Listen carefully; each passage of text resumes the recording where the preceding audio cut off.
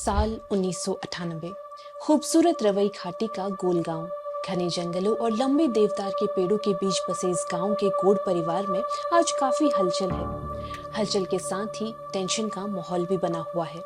Tension की वजह वो एक परंपरा जो गोड़ परिवार न जाने कितनी सदियों से निभा रहा है, और इस बार ये जिम्मा गोड़ परिवार के बड़े पुत्र शिव प्रसाद गोड़ के कंधों पर है।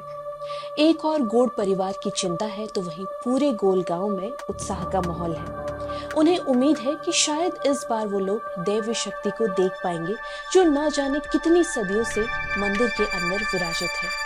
लेकिन इस उत्साह के पीछे एक डर भी छुपा हुआ है, डर देव प्रकोप का। अब सारा दामोदर शिव प्रसाद के ऊपर है। जैसे जैसे तारीख नजदीक आ रही है, गोड़ परिवार की चिंताएं भी बढ़ रही हैं कि कहीं कुछ अनहोनी न हो जाए। उधर पूरा गांव इस दिन का बेसब्री से इंतजार कर रहा है। ये जो घटनाक्रम अभी आपने सुना, ये किसी फिल्म की कहानी नहीं, बल्कि ये एक सच्ची घटना है। ये घटना है उस मंदिर की जो साल में क्या कई दशकों में एक बार खुलता है, और इस मंदिर के दरवाजे जब खुलते भी हैं तो सिर्फ एक ही इंसान इस मंदिर के अंदर जा पाता है। और मंदिर के अंदर उसने क्या देखा, क्या किया, ये हमेशा एक राज ही रहता है। इतना ही नहीं, मंदिर में बसे देव की वजह से गांव के लोग अपने गांव में ओखल में धान तक नहीं कूटते।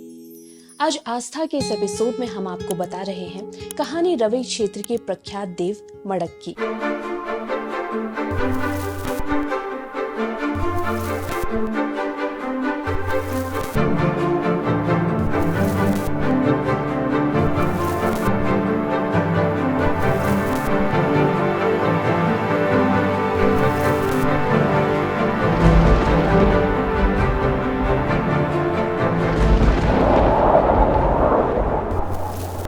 रिपोर्ट में आगे बढ़ने से पहले हम आप सभी लोगों का तहे दिल से धन्यवाद करते हैं कि आपने खुगुती के परिवार को 27,000 प्लस सब्सक्राइबर कर दिया है। आपके इस प्रेम को बनाए रखें और हम आपके लिए लगातार ऐसे ही बेहतर से बेहतर कंटेंट लाते रहेंगे। तो चलिए अब लौटते हैं मेन मुद्दे पर।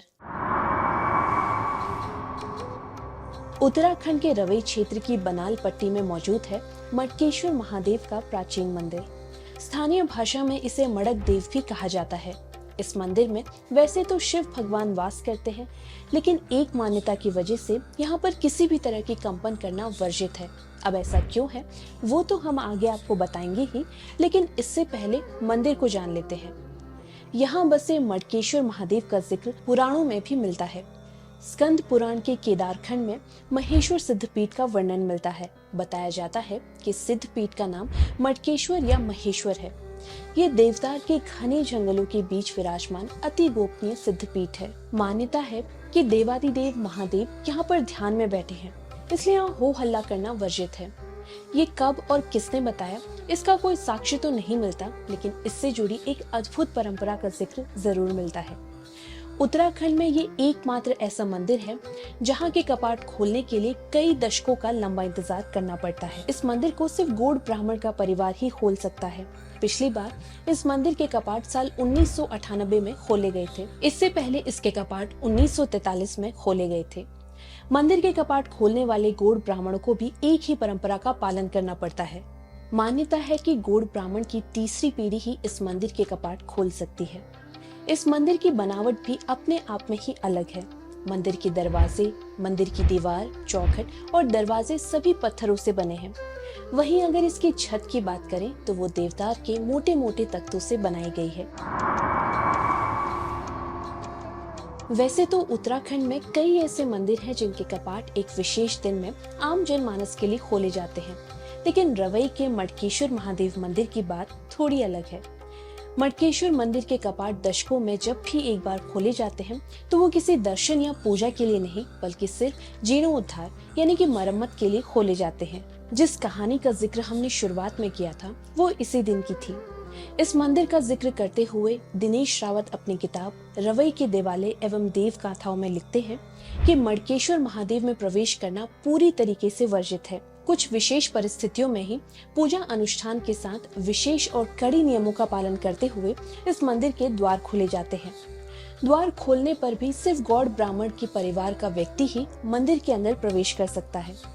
वो भी तब जब सालों या पीढ़ियों बाद मंदिर में मरम्मत का समय आता है। जब सालों बाद ऐसा कोई योग बनता है तो गौड़ परिवार के एक सदस्य को कड़े नियम कानूनों का पालन करना पड़ता है। अमूमन ये घर का सबसे बड़ा बेटा ही होता है। दिनेश रावत अपनी किताब में बताते हैं कि 1998 में जब शिव प्रसाद गौड़ को ये जिम्मेदारी मिली थी तो उन्होंने अपने पुरखों की तरह ही इन नियमों का पालन किया था जो संबंधित व्यक्ति के लिए बने हैं।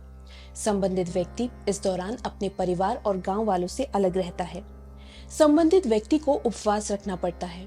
संबंधित व्यक्ति उपवास के दौरान मात्र गाय के दूध का सेवन कर सकता है। उसे एक भव्य पालकी में बैठाकर मटकेश्वर मंदिर तक लाया जाता है। मंदिर पर भी इनके निवास के लिए एक तंबू लगाया जाता है जिसमें मंदिर में जाने वाले गौड़ ब्राह्मण के अलावा किसी का भी जाना वर्जित होता है और न ही संबंधित व्यक्ति इससे बाहर आ सकता है। मंदिर के कपाट खोलने का समय गांव के इष्ट देव रघुनाथ बताते हैं। मंदिर खोलने से पहले गौड़ पंडित को गौमूत्र, गाय का दूध और घी से स्नान करना होता है। इसके बाद वो कपाट खोलता है।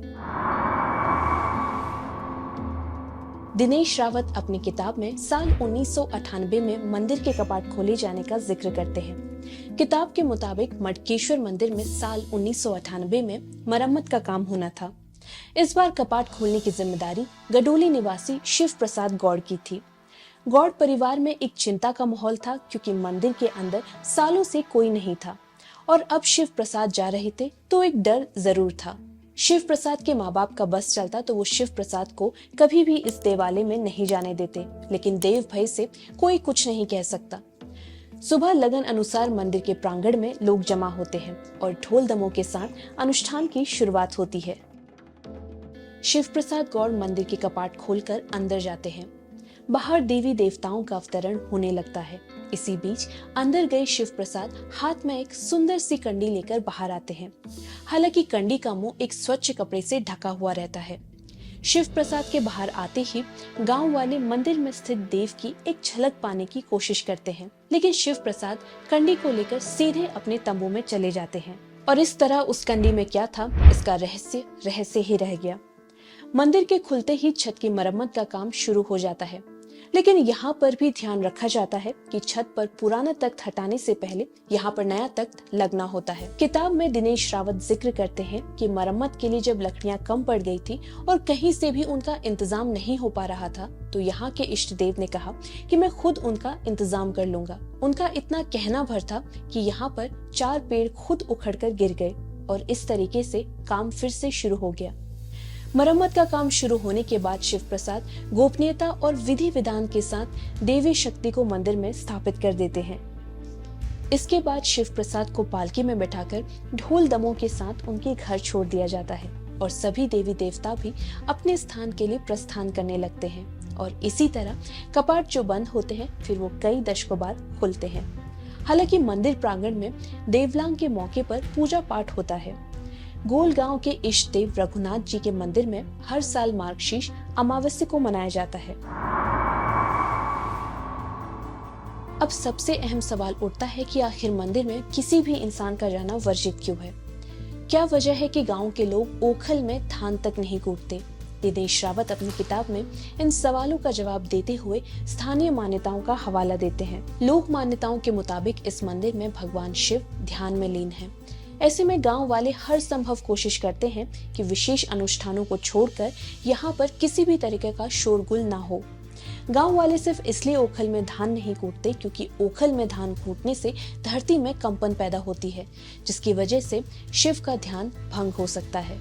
ये मान्यताएं इतनी मजबूत हैं कि देवलांग जैसे बड़े पर्व में चढ़ने वाले प्रमुख प्रसाद चूड़ा तक भी गाँव में नहीं कूटा जाता और इस गांव के लोग सालों से इन मान्यताओं को मानते हुए आ रहे हैं और आगे भी मानते रहेंगे।